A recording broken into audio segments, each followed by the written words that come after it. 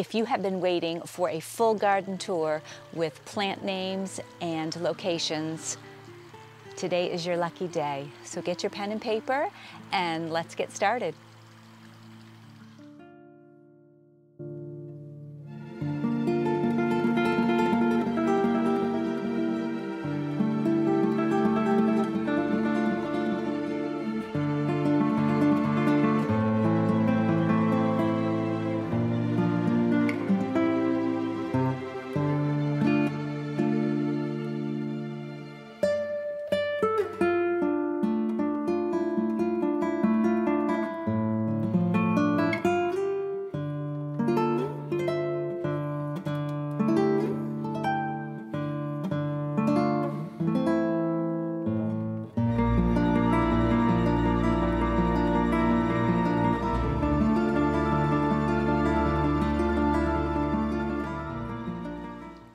Hi, welcome to Clark Cottage Gardens. I'm Erin Clark, and today I am going to give you a tour of my gardens. I'm excited to show you around.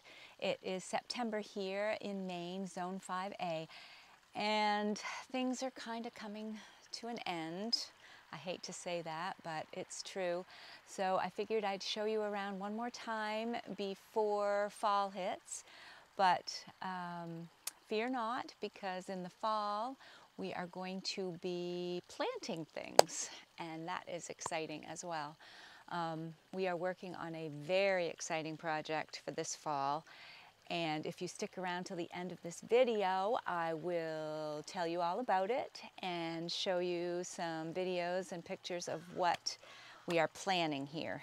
So for now, let us get started on the tour, but stay tuned because in the end we are going to see a little something fun. All right. Okay, let's start our tour right up here at Sweet Pea Cottage, which is behind me. I've got a couple of lavender topiaries here, and down below I've got some calibrachoa, a salmon color on both sides. Just sweet. This smells delicious. I've got nepeta, Walker's Low on either side, and I like to do repeating patterns, as you know.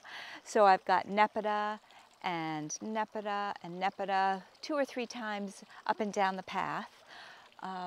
I planted some zinnias that I grew from seed starting in about March in the basement, brought them out to a little greenhouse that I had last year, and finally, after the whole month of June was nothing but rain, finally got them into the ground in about, I don't know, it's probably the 1st of July that I was able to get them in. And these are Oklahoma salmon. They're not, I don't know, they're pretty, right? But they're not my favorite. They have a bit too much orange in them for me, but they seem to complement Sweet Pea Cottage, so I'm just going to pretend I love them. No, I do. They actually bring so much color, especially right now, where everything is just kind of dying back, all the perennials. So these are annuals. These will come out in the fall, and I will have to replace them next year. So I'll have to decide what I use next year. I mean, they are pretty. I've done them 2 years in a row now, so obviously I like them, but I don't know. I'm going to do something different next year, I think. I planted some cosmos, which have yet really to bloom up here. They were also planted very late because of the rain. These are apricot cosmos, and they're about to bloom. They're very sweet. I have some on the other side. Oh, there's one down here. I don't know if you can see it, but it almost has a shimmer to it. It's a little bit of pink, and they're tipped with the apricot color, which is very pretty with Sweet Pea Cottage. Let's see. I have got some Gora. As you can see right here, whirling butterflies, blush colored ones. And these sometimes overwinter here in Zone 5A, and sometimes they don't. Sometimes they just, it gets too cold and they die and I have to replace them. But I think these ones were here last year, as well as these ones across the way. These ones aren't doing as well. I've got foxglove on either side here, and those were Apricot Beauty, and those were gorgeous this year. I don't know if you saw June's video, but those were stunning. I loved them. So I did grow some more in the greenhouse, and I placed them in, so hopefully next year I'll get the same sort of show. Probably won't be as prolific as this year, but I'm hoping. I've got Lady's Mantle, Thriller on either side, and I've got those, as you know, those are one of my very favorites, and I've got those placed in mounds all the way up and down the pathway as well. Some more zinnias, some more Nepeta. Oh, and I've got a silver mound, Artemisia, on either side too, and I've got those in mounds up and down the path. Those are usually my go-tos, the Lady's Mantle, the silver mound, and the Nepeta. I really love the look of those. The silver mound adds that lush foliage, and the Nepeta has the gorgeous purple spires, and the Lady's Mantle has the chartreuse flowers, and then when they die back, their foliage is all still rather attractive because those are blooming early in the season. So they end up looking pretty anyway, and they support the other flowers that bloom after them. Now moving further down the path, I've got some more Gora that seem to survive a little tiny bit on this side. I've got my Gomphrena, which I also grew from seed down in the basement in the winter. I've got hardy geranium. Now you know that's another one of my go-to plants, and it is called Vision Light Pink, and that is absolutely beautiful in the spring along with the Lady's Mantle and the Nepeta. So we've got the pink and the chartreuse and the purple all work together so well. Some more Lady's Mantle, some more Gora, some more Nepeta, some more silver mound, and I planted some cosmos that have gotten a little dry. These are the Sonata blend, so they've got all different color. They've got the deep dark pink, and they've got the regular pink and the white, and it all comes in a little blend. So I usually do a lot of those. A beautiful little Cleome that was a volunteer just ended up here. I had a lot of Cleome last year. I don't know if you remember that, but this year I didn't have that many. I tried to grow them and they did not grow from seed. I don't know why. And so I bought a whole bunch, and just like the rest of my plants, I couldn't get them in until the beginning of June, and then they just seemed stunted and they just were not as pretty as they usually are. So I was really happy that this little guy bounced up here, and he's got a little friend down here too. This is actually a planter right here that my son got me for Mother's Day, and it has just continued to bloom profusely all year, all season, I mean. Bugs. Some more Nepeta, and Gomphrena. I've got some foxglove. Oh, I had these beautiful real charmer daisies that were right here, and I've got those planted all throughout the garden. Those are probably one of my top 5 favorite plants, are those real charmer daisies. I just think they are so pretty, and they last for a really long time.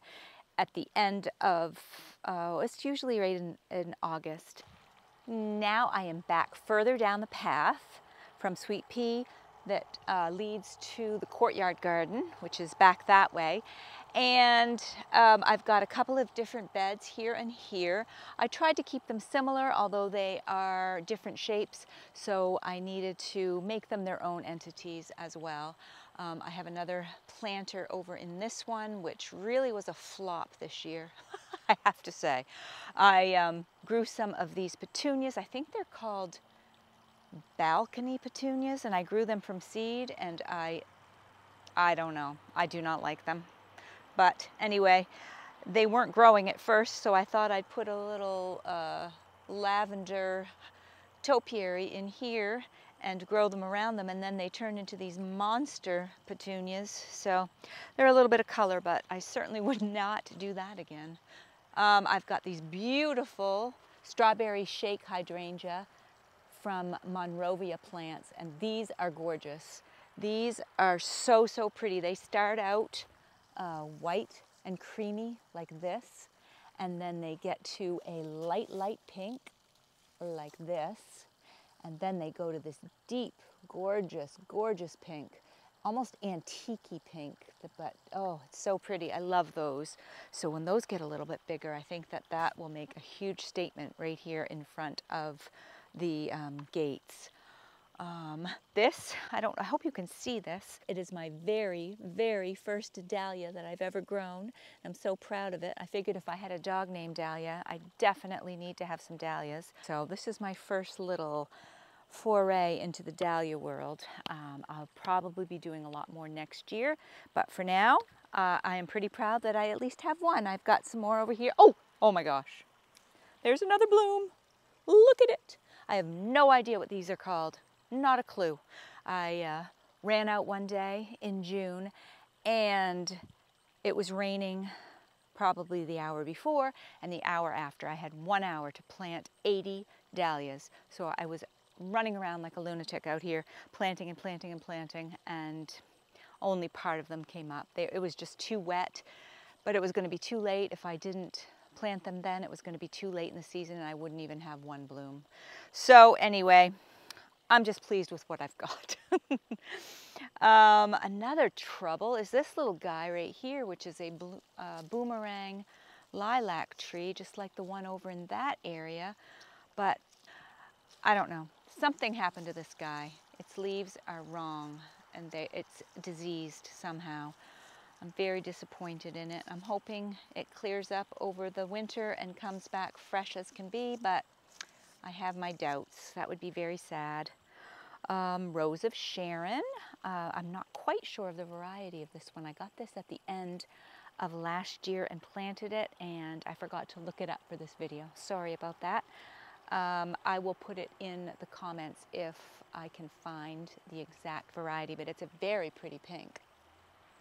Back here, these were my delphinium. They just need to be cut down. I've got Thai jade pink phlox here, and they have been attacked with mildew. All my phlox. Drives me crazy. I've got this sweet little tick-seed coreopsis back here. I've got to prop this little baby up a little bit. It's pretty, but it likes to spread out. Okay, what else do I have? Oh, look at this. I've got some Nepeta that has come back. See, this is the beautiful purple that I get in June, but it's all over and it is so pretty. But have you ever smelled Nepeta? It is the stinkiest plant. I always hate cleaning it up in the fall because it smells like not cat mint, if you know what I'm saying. A little bit more like cat pee, if you ask me. No, I don't like that at all. And another one of the strawberry shake hydrangeas here. I did have some sweet pea, some perennial sweet pea growing up this. I didn't see a whole lot of flowers on it. I have my John Davis roses that are peeking through. Aren't those gorgeous? I love those. And this is their, ooh, Japanese beetle. I hate you. Sorry, I really do hate them. And this is a John Davis rose that in June, I'm sure if you look back at my June video, you will see how gorgeous it was back then, how prolific. And then I deadheaded that and it has come back. It certainly is nothing like it was in June, sorry, but it is still beautiful, still beautiful. So I'm going to move on to the rest of Sweet Pea Garden here. Now I am in the middle of Sweet Pea Garden, and as you can see, the path is up this way, so you can see the zinnias on this side. Down here I've got some rose campion that I started from seed. It hasn't really developed into much of anything yet, just the foliage, but I'm hoping by next year I'll have some pretty rose campion here. Bugs are everywhere. Right here, ooh, what a big bee. Right here we've got some apricot drift mini roses, which I think are just adorable, and I've got 3 of those around the fountain here. I think they're sweet. And in between those, I've got some limonium, dazzle rock, Those are pretty much gone by at this point. They're just fairly new, so they don't show too much, but I think once they get bigger, they're going to be quite pretty. They've got a very sweet color of purple. I've got some alyssum growing along the base here, and that is purple alyssum, and I kind of love the look of low-growing purple flowers. And here I've got periwinkle creeping phlox, and I think that is just gorgeous, but that's more in the end of May, beginning of June. So the foliage itself is not too bad, but I like to replace it and sort of have a purple low-growing section near it, just because I love that look.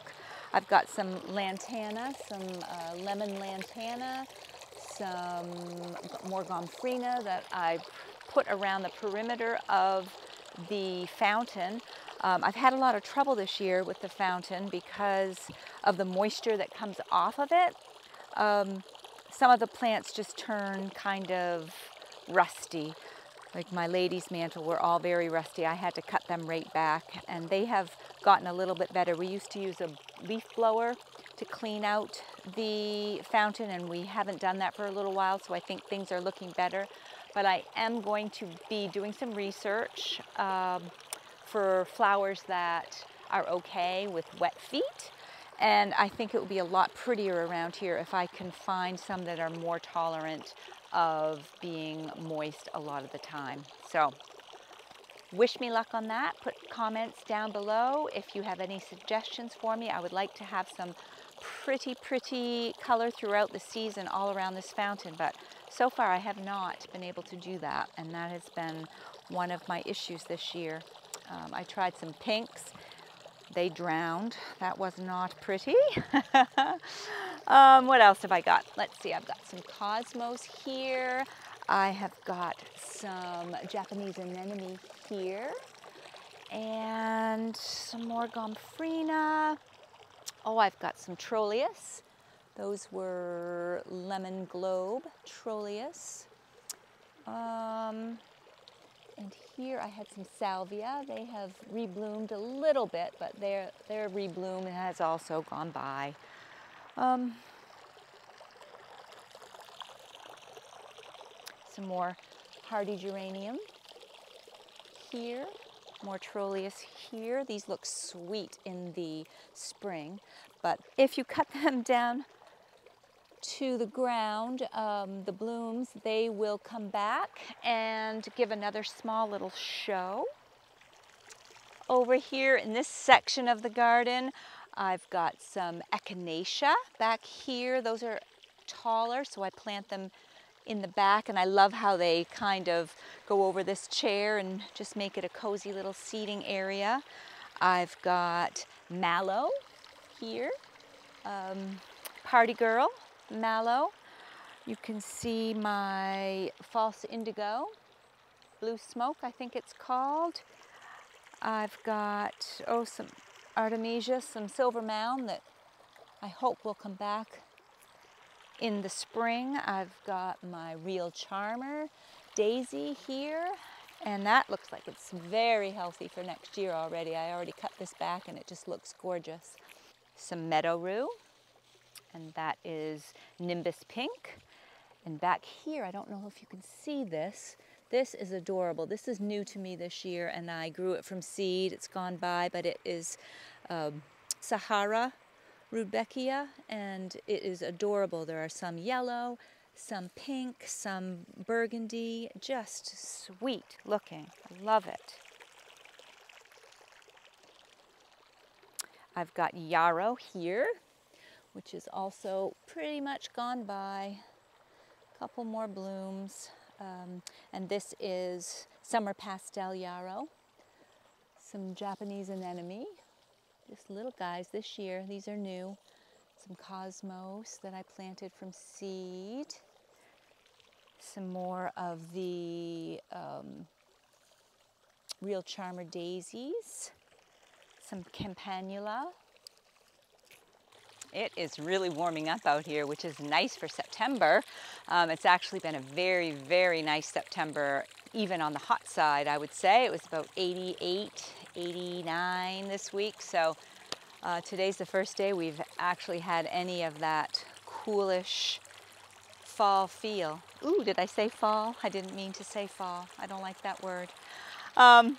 Anyway, back to the tour. We've got bandana pink lantana that actually has done really well out here. It's so pretty. And I don't like the smell of lantana.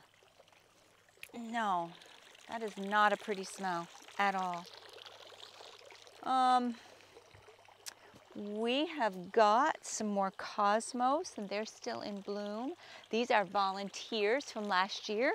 They came back to me, which makes me very happy because they look so pretty with the zinnia adding more color when everything else, like I said, has basically gone downhill.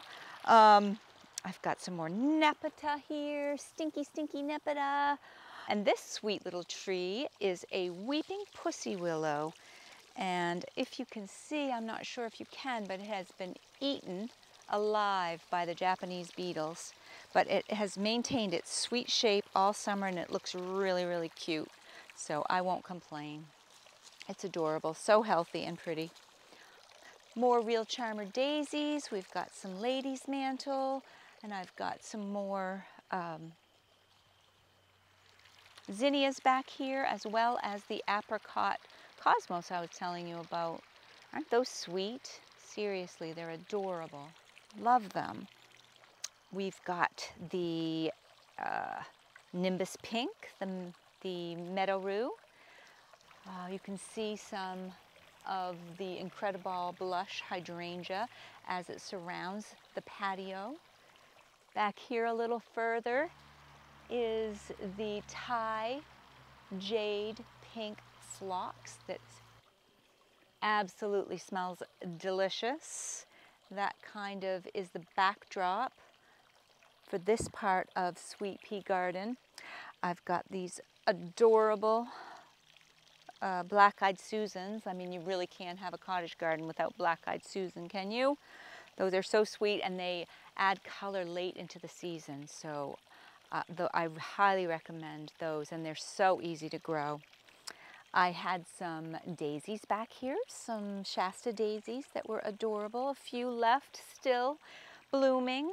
I had some more of the nimbus pink, and I've got some cosmos that also are volunteers from last year. I've been very lucky with these because they bring so much color all season. They make me happy.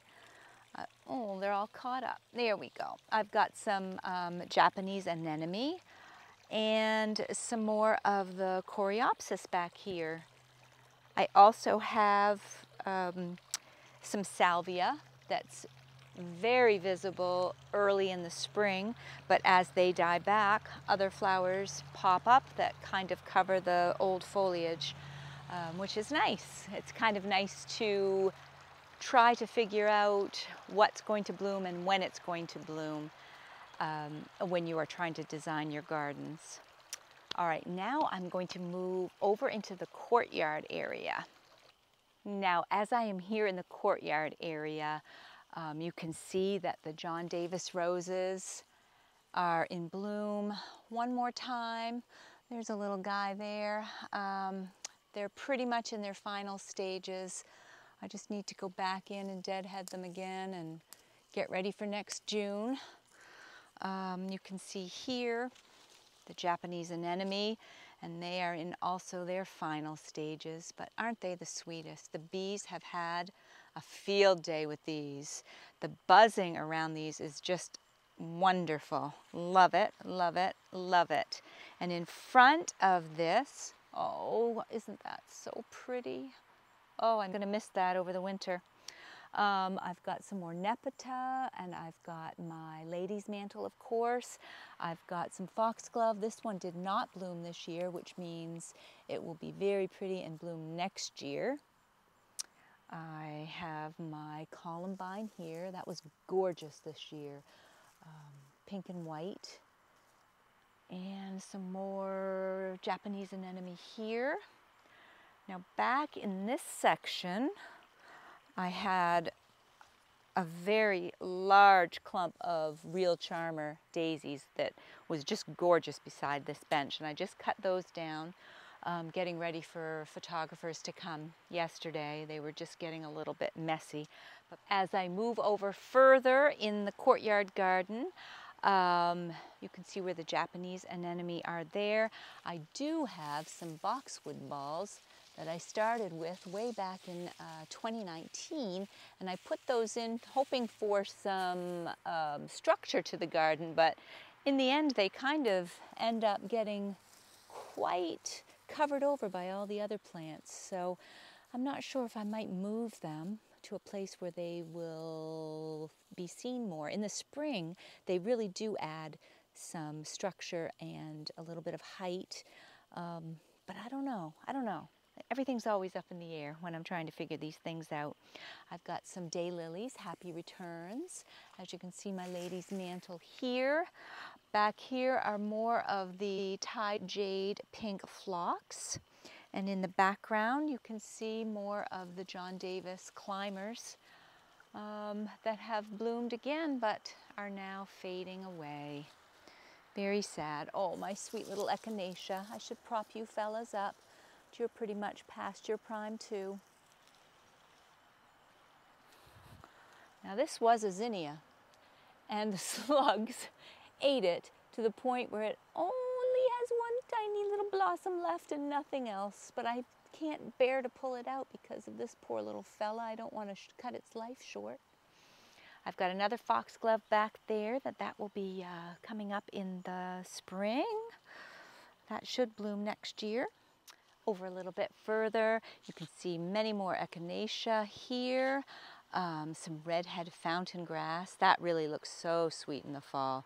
I love that. And it does not seem to invade anything before its time. It just kind of stays subtle, and then all of a sudden it's beautiful when everything else has faded. So that kind of makes me happy. Some rudbeckia. Some more of the John Davis roses. Back here I had the Popeye phlox that, those are gone by now. I've got to chop those back. I've got another one of the box balls that I was telling you about. Some more lady's mantle. One little volunteer echinacea, hello, little purple cone flower. I've got the hardy geranium and the columbine here, some more nepeta, real charmer daisies. As you can see, it's a very repeating pattern, which I think is pleasing to the eye, and that is why I plant that way. Well, we had a bit of a rainstorm, so I had to gather up all my equipment and head inside, but I'm back now to finish up the tour. I did want to talk about this Gara. Hello! I just love it so much. It just adds so much whimsy to the garden, so much movement. I just think it is so sweet. And like I said, sometimes it comes back here in Maine and sometimes it doesn't. But this particular plant, and I have one identical across the courtyard, these both have come back year after year. So they just keep getting bigger and better, and I just absolutely love them. Back here I do have another box ball that, like I said, just kind of gets buried amongst all these flowers.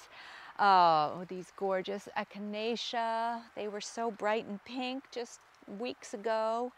I've got my usual suspects, my lady's mantle, my nepeta, my hardy geranium, and my silver mound, all in a row here, just like I always do, repeating patterns. Oh, another little volunteer echinacea. Hello, little coneflower. Over in this section, I've got some more Japanese anemone. As you can see here, seen better days. Another little Japanese anemone down in this direction. This, my friends, is the most gorgeous hydrangea. I just absolutely love it. It's actually a tree form hydrangea, but it hasn't grown any taller since I put it in. It just keeps getting wider and bigger, and I just love it. I mean, look at these flowers. They're just gorgeous. They start off a creamy color, just like the strawberry shake hydrangea that I mentioned earlier. They start out a creamy color, and then they get to a little bit of a little bit darker pink that I think exactly matches Sweet Pea Cottage, and I always say that and think it's like adorable. And then it gets to a much, much deeper, darker pink, almost a burgundy when it's finally said and done. So this I absolutely love. It's called a Mega Mindy, and it is adorable. All right, now I'm going to move into what I call the gazebo garden. Now here in the gazebo garden, called gazebo garden because I'm beside the gazebo. Very original name. Anyway, this garden has been here for years and years and years before the courtyard was even thought of. So I have changed this so many times I cannot even tell you. Probably every year I've changed it and tried to make it better. It's still not my favorite look, but I think it kind of looks cute this year, so I'm getting there. It gets some sun, but not a lot of sun because of the pergola and the stairs, so it's not full sun. I've got 2 lilac trees in the back. This one does seem to get enough sun to bloom, and this poor fella does not. So I still might have to try to figure out something different to put in that corner. But for now, it looks kind of symmetrical, so I'll keep it for now. Beside me are some roses. These are Bubble Double roses, and they're a pale pink, and they are so sweet. I love them. Smell delicious and look adorable. Behind that, purple phlox. Here are more of my black-eyed Susans that I love. Some gomphrena that I planted from seed this year. You can see a cleome that I adore.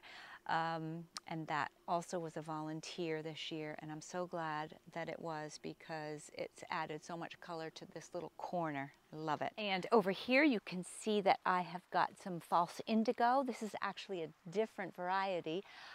Pink lemonade. It's got a little bit of pink and a little bit of yellow. It is very cute. Some cosmos. This was David phlox. I have seen better days. I've got stonecrop sedum down here, and off to my left is another one of those redhead fountain grass that is absolutely stunning. I love that. I love that with the Mega Mindy hydrangea. I think they both look so stunning this time of year. I just love them. So I am going to move over now to the pergola garden. I am now standing here in the pergola garden, named because it's near the pergola. Also very original. And this garden has also been here for many, many years and has changed over the years. Right now I've got this great big huge nepeta that I will be dividing in the fall, and that's what's wonderful about nepeta, lady's mantle, all of my favorites, is that you can divide them and move them and share them with your friends, share them with other gardens in your own space. So this one is large. That one will be shared around. I've got my lady's mantle. I've got autumn joy sedum here. This gorgeous vine is a climbing hydrangea that I love. It's been here for quite a few years, and it has not actually climbed all that high yet. It keeps going out, but not all that high. But I think it will get there, and I want it to kind of meet up with the wisteria that is taking over the pergola. And that wisteria has been there for probably 8-9 years. So this will catch up to it. Behind me you can see this beautiful limelight hydrangea tree form that is gorgeous. That's been there for a couple of years. On either side are Annabelle hydrangea, which also did very well this year and did not do their usual flopping over. They look quite good. I've got some astilbe that I planted back here. Those are a very, very beautiful pink. I've got my Sahara rudbeckia growing there, and a couple more echinacea. And I think that's it it in this section. Now I'm going to move back over to the courtyard on the opposite side. Here in the courtyard, you can see, oh, I've got a couple of little volunteer echinacea right in the front. Normally they are placed further in the back because they are tall, but when I see them growing, I just can't bear to pull them. Huge Japanese anemone here, and then also a huge lady's mantle. Those can be divided this fall as well. Back further, you can see zinnia up in the distance. Beautiful yellow rose here, some gorgeous gara. I've got Popeye phlox behind the Japanese anemone, and that was visible prior to the Japanese anemone going crazy here. I've got my hardy geranium, my columbine, another large lady's mantle, and some real charmer daisies here. Very sweet little section. I love this, and I always have tulips that grow up in the spring as well. So it's a matter of just mixing and matching and trying to keep everything looking fresh all season long. So I think I'll move a little bit further down in the courtyard. As you can see here, this is the other side of the courtyard, and my beautiful gara that I must say, stunning, right? Actually, I better move that camera because I don't think that you will be able to see anything past it, right? Hold on. Okay, just a little bit past the gara. You can see that I also have the box balls here. I've got 3 on either side, like I said, for structure, but they are covered up most of the time. But you can see this little guy a little bit. Hardy geranium, creeping phlox, which I absolutely love. This one's a pink here in the courtyard, whereas the creeping phlox out in sweet pea is more of a periwinkle color. I've got pink columbine that is adorable. I've got my rudbeckia. I've got another one of the redhead fountain grass here. I'm really glad I put these in last year because they kind of do something for me in the fall, whereas everything else seems to just kind of be fading away.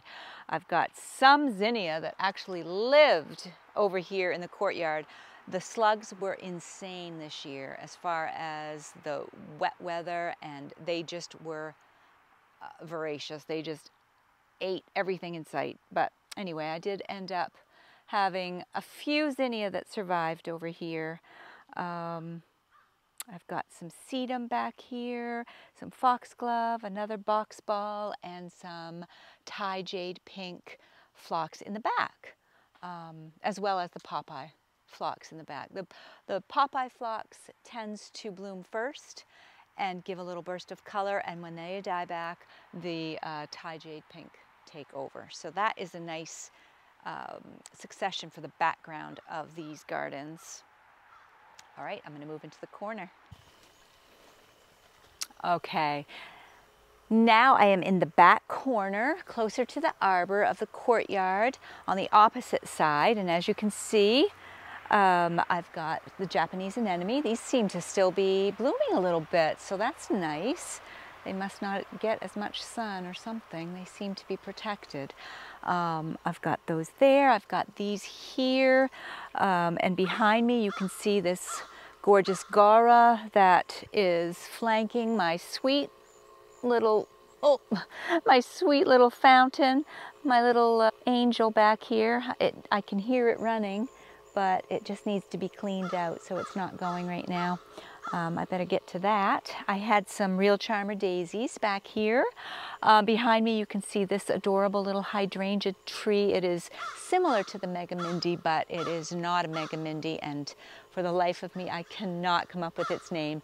I will put it on the screen if I can find its name. I have it somewhere.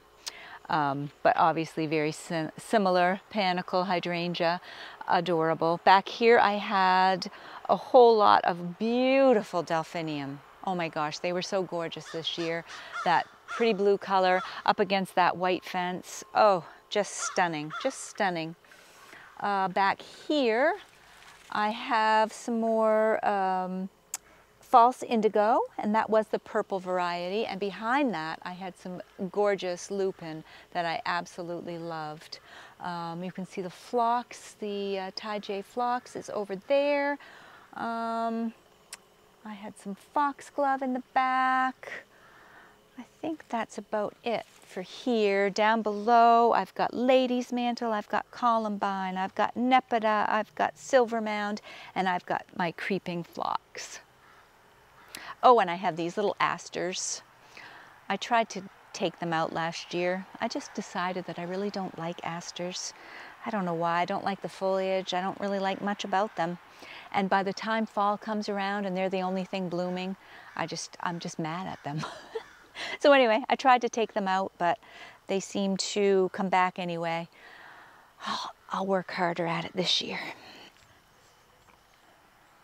Now I am located on the outside of the courtyard, on the outside of the fence, obviously. And this year was a little bit of an experiment for me as far as my annuals go.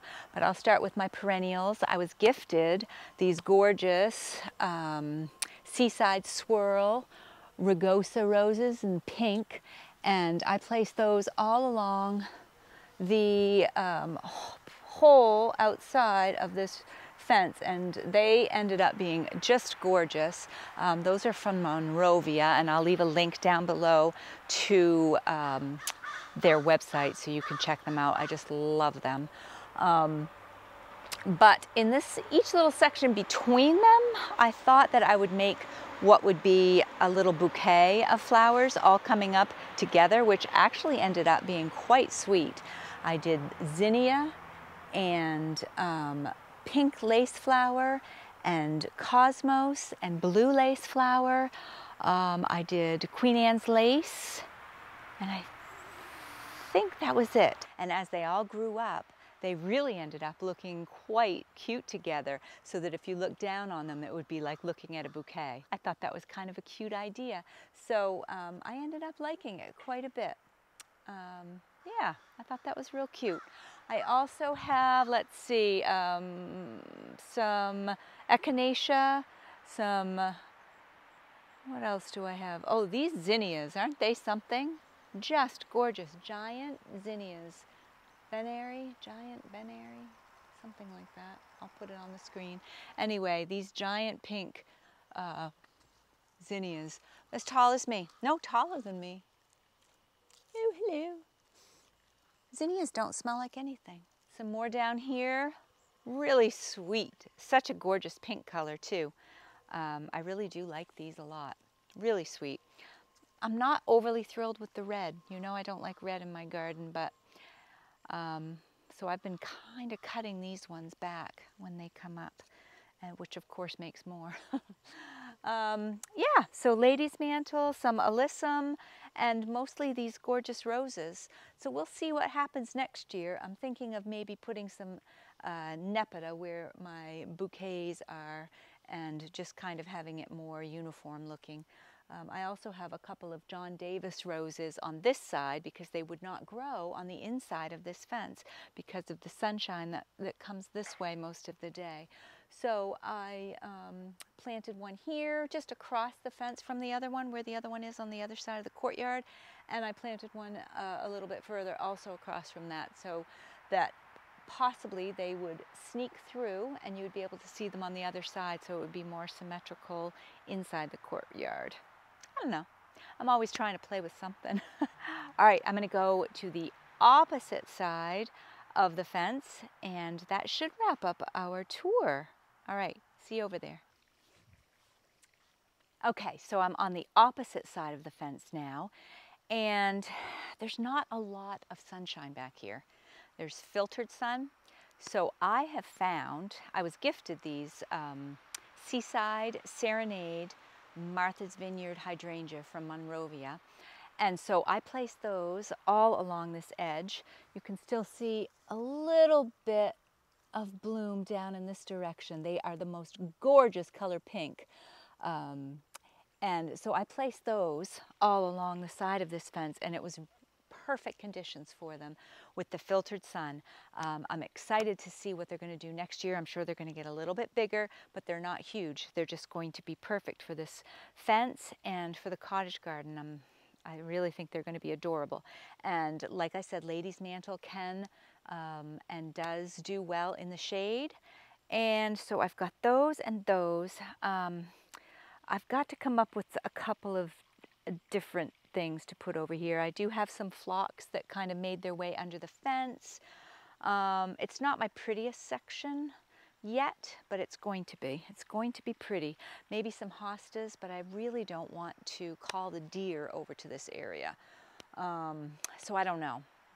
I'm always thinking.